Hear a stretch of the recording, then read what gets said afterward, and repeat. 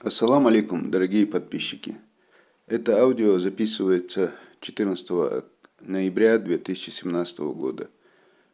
В последнее время в социальных сетях, в WhatsApp особенно, распространяется информация о том, что в Чеченской Республике, в частности, в большом количестве якобы появились пауки-каракурты, и что вот якобы они нападают на людей и представляют большую опасность. Рассылается одно видео, на которое видна молодая девушка, которая находится в больнице. На видео видно, что у девушки левая рука очень сильно опухла и подвергнута заражению. И вместе с этим видео распространяются как бы и печатные, и голосовые сообщения, что вот якобы эту девушку укусил паук-каракурт, и что вот, мол, будьте осторожны. Я несколько дней назад, а именно 10 несколько дней назад, а именно 2 дня назад я обратился в наше Министерство здравоохранения Чеченской Республики с просьбой прокомментировать вот это вот видео, на котором видно, что вот девушка находится в больнице, и получил такую информацию, что девушка эта действительно в данный момент находится в одной из больниц города Грозного. И со слов этой девушки известно, что вроде бы ее что-то укусило, вроде бы, она точно не видела и не уверена, что ее укусило, но вроде бы ее что-то укусило, но это место у нее чесалось, она долго это место расчесывала, и врачи говорят, что она туда занесла инфекцию, и по этой причине рука у нее начала нарывать. Нарывать она, видать, долго не обращалась к врачам, и вот дошло у нее до такого состояния. Говорят, что она туда занесла, ну, как заразу, заражение прошло. Связана ли эта история как-либо с пауком-каракуртом, точно неизвестно, но лично я думаю, что не связано. Почему? Потому что, во-первых, нет никаких доказательств, нет никаких там фактов, что ее, допустим, укусил паук-каракурт, она сама об этом не знает, соответственно, она этого каракурта и не видела, во-первых. Во-вторых, в источниках, которые можно легко найти в интернете, специалисты говорят, что после нападения паука-каракурта, после укуса, есть определенные свои симптомы. И симптомы, которые описывают специалисты, они никак не похожи на те симптомы, которые есть у этой девушки. А симптомы такие. Говорят, что укус паука-каракурта, он сравнительно безболезненный. Он как укол маленькой иголкой, не так больно, как казалось бы, а иногда может быть даже вообще пройти незамеченным. Потому что как бы паук кусает вообще верхние слои кожи, как бы, и в общем какого-то особого такого укуса, чтобы явно видно было, чтобы явно чувствовалось, что в этот момент человек обратил внимание, может такого даже и не быть. Где-то через некоторый промежуток времени, примерно от 15 до 30 минут, яд уже проникает дальше в жизненно важные органы, и тогда начинают появляться резкие боли. Боли в пояснице, боли в груди, боли в животе. Очень сильно напрягается брюшной пресс. Это, опять же, сопровождается иногда и онемением ног, и слабостью ног. Человек может просто-напросто, скажем так, может быть, не сможет ходить в эти моменты. И к тому же у него появляется такой очень сильный страх. Его может бить озноб, ему может быть холодно. Ну и при этом появляется обязательно, говорят, какой-то дикий животный страх, страх смерти, что вот сейчас что-то будет плохое, что он может умереть. Если действительно укусил паук каракурт, а паук каракурт это практически как минимум один из самых сильных, один из самых опасных пауков на нашей планете. Специалисты говорят, что он вообще самый опасный, потому что яд паука каракурта считается, что он в 15 раз опаснее яда гремучей змеи. Ну, здесь единственный тот момент, что гремучая змея и другие змеи, если они жалят, то они впрыскивают определенное количество яда, а здесь паук каракурт, яда он выделяет очень мало, но тем не менее его хватает, чтобы даже убить человека. Смертность от укуса паука каракурта, опять же, специалисты в интернете говорят, что составляет примерно от 4 до 6%. То есть это значит, если, допустим, из 100 человек укушенных, 5-6 человек примерно могут умереть. Это будет зависеть от разных факторов. От их возраста, от их восприимчивости к яду, от их иммунитета, от их морально-эмоционального состояния в этот момент.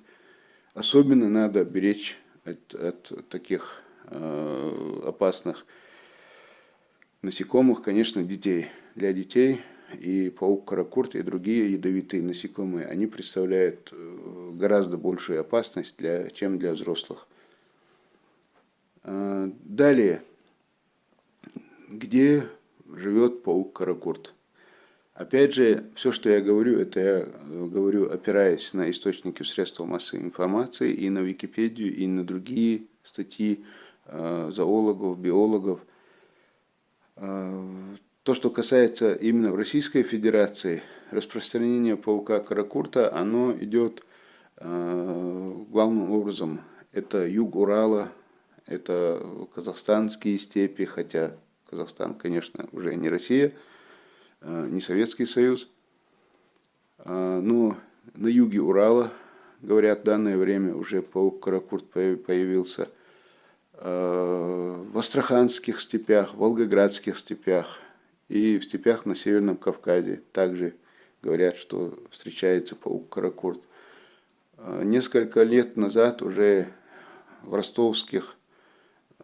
ростовских просторах специалисты говорят, что паук каракурт уже появился. Есть случаи, когда в Подмосковье даже паука каракурта обнаруживали. В Крыму паук каракурт это уже частое явление, насколько я понимаю. То есть с каждым годом у нас лето становится все более жарким, все более засушливым, и паук каракурт, и другие насекомые, которые, и не только насекомые, более теплолюбивые, они потихоньку распространяются выше, более северные регионы. Что из себя представляет паук каракурт? Как его узнать? В среднем паук каракурт самка, а наибольшую опасность представляет именно самка паука каракурта, которая еще называется черная вдова по причине того, что после спаривания с самцом она самца просто-напросто съедает. Самец паука каракурта перед самкой, он буквально очень маленький, и после спаривания он обязательно погибает от рук самки, вернее, я не знаю, от лапок или от жала самки. В общем, он погибает, и остается паук каракурт черная вдова, которая представляет очень большую опасность. Паук этот, черная вдова, как уже видно по самому названию, он черного цвета. Он может немного различаться. Как правило, он черного цвета, по большей части. Говорят, что бывают и другие цвета, иногда попадаются, но, как правило, это паук черного цвета. Он может быть абсолютно черный. Размер, я как уже сказал, паука каракурта черной вдовы примерно от 1 до 2 сантиметров. Он может быть абсолютно черного цвета, даже вот с блеском таким, после недавней линьки. Он может быть черным, но с красными точками на брюшке. И он может быть черный с красными точками, с белыми обводами. Насколько я понял из прочитанного, вот эти красные точки и белые обводы, они в разное время, в зависимости от возраста, как бы появляются на теле. И опять же, насколько я понял, если паук абсолютно черный, то это уже более старый как бы образец, и он представляет наибольшую опасность. Где живет паук-каракурт? Паук-каракурт живет, как правило, соответственно, на природе, в лесу, в лесостепной зоне. Он заселяется, он не вьет паутины по принципу там, паука-крестовика, как бы между ветками. Он живет, как правило, на земле, и он вьет паутину, но паутина у него не такая вот прям вся красивая, как у паука-крестовика, похожая на мишень. Нет, у него паутина совсем другая. У него паутина горизонтальная. Она может быть между ветками, она может быть в какой-то расщелине. У него паутина горизонтальная, и она такая хаотичная, без всякой системы. И живет, заселяется паук-каракурт, как правило, говорят, или в каких-то расселинах, или же может заселяться в норки животных.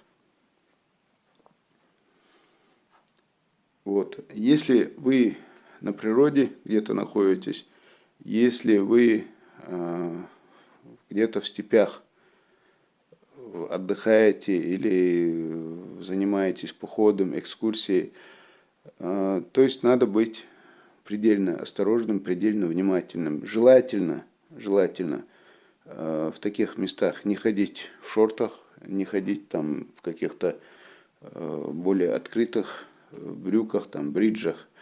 Желательно должны быть брюки заправлены в носки или как-то, чтобы туда не могли между брюками и носками вот, не могли пройти насекомые. Это во-первых. Опять же, если вы так или иначе касаетесь травы, если вы что-то делаете руками, где-то шарите по траве, то очень желательно, чтобы на руках у вас были перчатки. Потому что перчатки, скорее всего, паук прокусить не сможет. Если вы снимали обувь или снимали одежду, то вполне может быть, что или не только там паук-каракурт, но и какие-то другие насекомые вполне могут заползти и в вашу обувь. Кстати, приняв эту обувь за удобную норку, в которой можно свить гнездо, они могут зайти в эту обувь и могут зайти в вашу одежду. А если вы попробуете обувь надеть и попробуете одеть одежду, то, соответственно, теоретически можете быть укушены. Поэтому, если снимаете обувь, даже на ночь, то с ней надо быть предельно осторожным. Если вы в палатке, палатку надо закрывать наглухо. Если вы даже просто сидите, там у костра что-то делаете, отдыхаете, что бы вы ни делали, палатка должна быть все время закрытой, независимо от того, внутри вы находитесь или снаружи. То есть то, что внутри, когда вы отдыхаете внутри, вы должны быть защищены. И все, что у вас находится внутри палатки, это тоже должно быть защищено.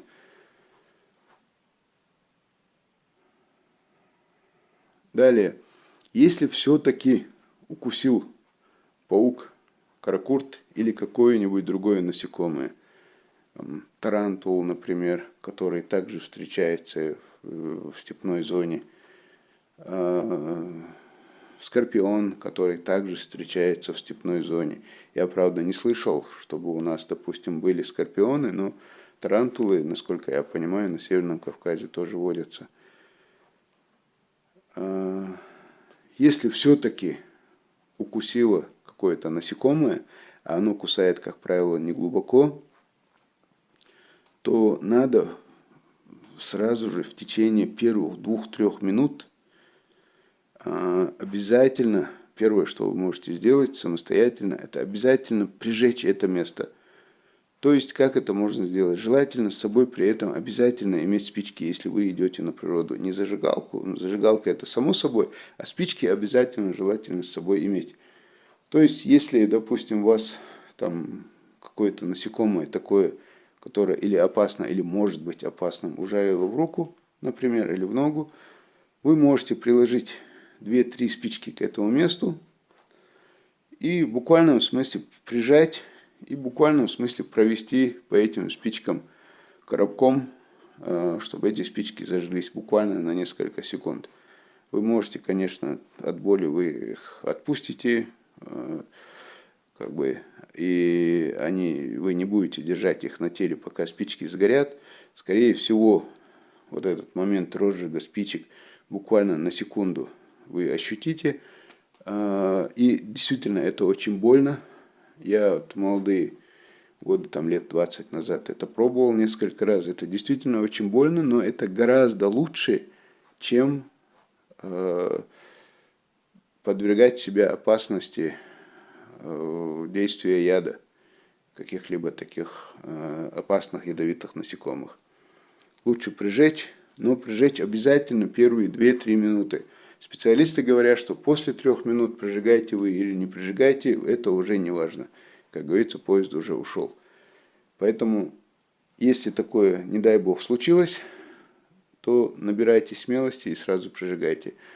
Опять же, если, допустим, вы один, а рядом никого нет, а паук укусил место для вас недоступное, скажем, там шея или спина, или еще какое-то место, то тогда это представляет повышенную опасность. Конечно, если вы идете в такие места, лучше быть вместе с какими-то друзьями, товарищами, за которым вы можете, скажем так, помочь друг другу. Не только если вас укусит паук, но и вообще по любым другим поводам. Так, что еще? Если, допустим, укусил паук каракурт или другое какое-то насекомое, или, не дай бог, ужалила змея, ни в коем случае нельзя на это к этому относиться спокойно. Обязательно надо найти все варианты, чтобы как можно быстрее попасть в медицинское учреждение, где вам окажут и первую помощь, и далее будут вам оказывать помощь, где вас будут лечить. Если, к примеру, укусил паук каракурт, как правило, говорят, при, скажем так, благоприятных условиях лечение длится около 3 недель. И лечение идет довольно-таки трудное. Поэтому будьте осторожны. Да, кстати, пауки каракурта именно, насколько я читал, они где-то в апреле, в начале мая появляются на свет. Как бы из коконов они появляются, там их в коконах бывает там, от нескольких десяток до нескольких сотен, насколько я понимаю. Они разлетаются на паутинках, вот эти вот паучки, и дальше бьют там свои гнезда и как бы растут. И они проходят свой жизненный цикл до конца октября. Вот. В конце октября они уже становятся взрослыми, становятся большими, как бы ритуально убивают своего самца, откладывают вот эти вот свои коконы, яйца в новые, откладывают свои коконы с новыми паучатами и погибают. В конце октября, в начале ноября они погибают. Для того, чтобы как бы с началом весны снова родились новые пауки, которые уже будут опять же идти по кругу. Если паук каракурт или другой какой-то паук, если он оказался, допустим, в доме, в теплой обстановке, я не знаю, пока не нашел конкретных данных в интернете, что с ним происходит. Скорее всего, я думаю, он, наверное, уже не погибает, но, может быть, впадает в спячку. Но, по крайней мере, если есть такая возможность, что именно паук каракурт может оказаться в доме, то, наверное, лучше продезинфицировать, как бы несколько раз обработать это помещение дихлофосом и какими-то другими химикатами обычными, для того, чтобы с ними справиться. Вот такие вот дела. Как я уже говорил, я не думаю, что девушку укусил паук-каракурт.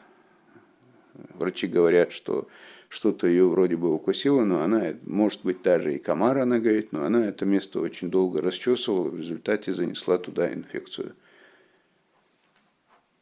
Вот все, что я хотел сказать по данному поводу. Будьте осторожны.